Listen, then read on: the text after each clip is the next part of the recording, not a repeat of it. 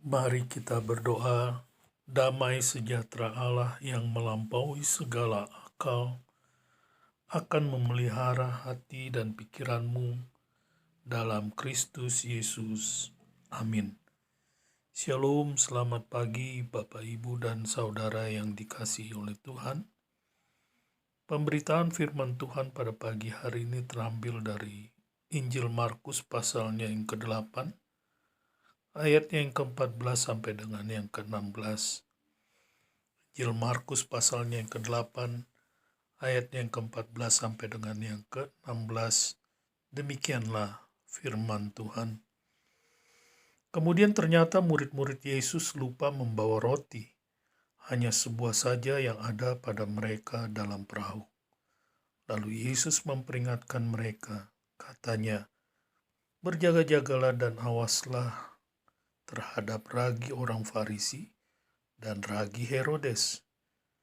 Maka mereka berpikir-pikir dan seorang berkata kepada yang lain, "Itu dikatakannya karena kita tidak mempunyai roti."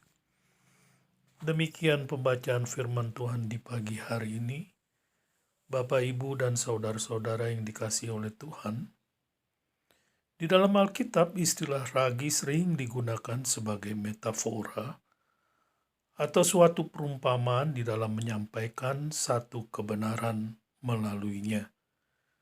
Misalnya saja metafora tentang ragi yang menunjuk kepada adanya satu pengaruh ataupun juga yang menunjuk kepada suatu pertumbuhan. Hal ini terdapat di dalam kitab Galatia 5 ayat yang ke-9. Atau bisa juga ragi yang menunjuk pada kemurnian dan kebenaran di dalam 1 Korintus 5 ayat 8. Atau juga ragi tentang kerajaan sorga di dalam Matius pasalnya yang ke-13 ayat ke-33. Baik orang Yahudi maupun Yunani menggunakan metafora ragi sebagai sesuatu yang menunjuk kepada hal-hal yang berbahaya sebagai simbol daripada keberdosaan manusia. Beberapa orang juga percaya bahwa ragi yang dimaksud oleh Yesus bukanlah ragi yang dikenal secara umum, tetapi menunjuk kepada ragi yang telah dihinggapi bakteri yang sangat berbahaya. Dalam Injil Matius, Yesus memperingatkan terhadap ragi orang Farisi dan Saduki. Kaum Farisi dan Saduki merupakan bagian dari sekte atau aliran yang ada di dalam agama Yudaisme. Orang-orang Farisi adalah mereka yang berpegang pada hukum Musa dan hukum-hukum yang bersifat lisan, yang menurut mereka diberikan Tuhan kepada Musa untuk memberikan perincian lebih lanjut tentang tuntutan-tuntutan Allah terhadap orang Israel. Yesus beberapa kali berdebat dengan orang Farisi tentang kebiasaan mereka yang menempatkan tradisi, yaitu tradisi manusia, di atas kebutuhan hidup dari orang banyak. Sedangkan orang-orang Saduki adalah mereka yang menolak hukum-hukum lisan seperti yang diakui oleh orang Farisi. Tapi orang-orang Saduki menerima kebudayaan Yunani dan Romawi yang justru tidak begitu mendatangkan kebaikan bagi mereka. Orang-orang ini cenderung mencari posisi kekuasaan di dunia sekuler atau politik, dan mereka adalah orang-orang yang mengendalikan Sanhedrin, yaitu mahkamah agama di Israel. Sedangkan ahli Taurat dan Herodian bukanlah sekte agama. Ahli-ahli Taurat adalah cendekiawan dan ahli hukum yang mempelajari dan menafsirkan hukum Musa. Para ahli Tauratlah yang menambahkan tradisi-tradisi manusia yang juga diakui dengan sangat hati-hati oleh orang Farisi. Oleh karena itu, beberapa ahli-ahli Taurat juga merupakan orang Farisi. Jika ahli Taurat adalah termasuk orang Farisi, Sebaliknya, orang Herodian merupakan bagian daripada orang-orang Saduki.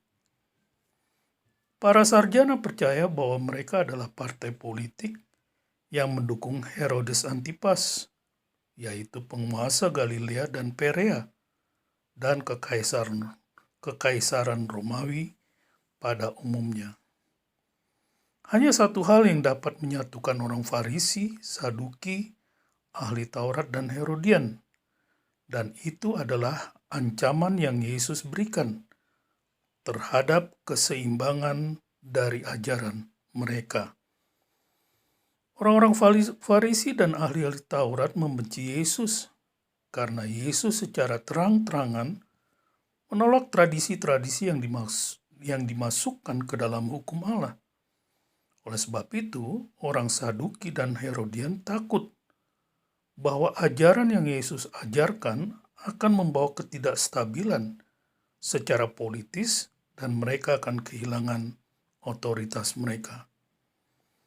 Keempat kelompok ini yaitu Farisi, Saduki, Herodian, dan ahli-ahli Taurat, ditambah dengan para imam, mereka semua membentuk lembaga agama yang dinamakan Sanhedrin, yang merupakan badan pemerintahan Yahudi yang nantinya akan menyerahkan Yesus kepada orang-orang Romawi untuk disalibkan. Namun untuk saat ini, Yesus ingin memperingatkan para murid untuk menjauhi ajaran atau dari ragi mereka. Apakah itu berupa tradisi manusia atau kekuasaan yang bersifat politis atau sekuler. Dengan memperingatkan para murid terhadap kemunafikan atau ragi orang Farisi, Yesus berusaha menjaga para pengikutnya dari pengaruh berbahaya yang akan melemahkan iman dan merusak hubungan mereka dengan Allah. Demikian juga dengan orang-orang percaya pada saat ini. Kita harus mengindahkan peringatan yang sama dari Tuhan dan tetap waspada terhadap sikap orang Farisi dan godaan untuk bangga dengan ajaran dan tradisi buatan manusia. Sedikit saja ragi Farisi diperkenalkan ke dalam gereja, maka hal itu dapat dengan cepat menyebar. Selamat beraktivitas, Tuhan memberkati. Bapa, terima kasih untuk firman-Mu di pagi hari ini. Kami belajar lagi untuk tetap waspada terhadap ajaran-ajaran atau ragi yang tidak sesuai dengan kebenaran firman-Mu. Terpujilah nama Tuhan, di dalam nama Tuhan Yesus kami berdoa. Saudara-saudara yang dikasihi oleh Tuhan, arahkanlah hatimu kepada Tuhan, dan terimalah berkat Tuhan. Tuhan memberkati engkau dan melindungi engkau.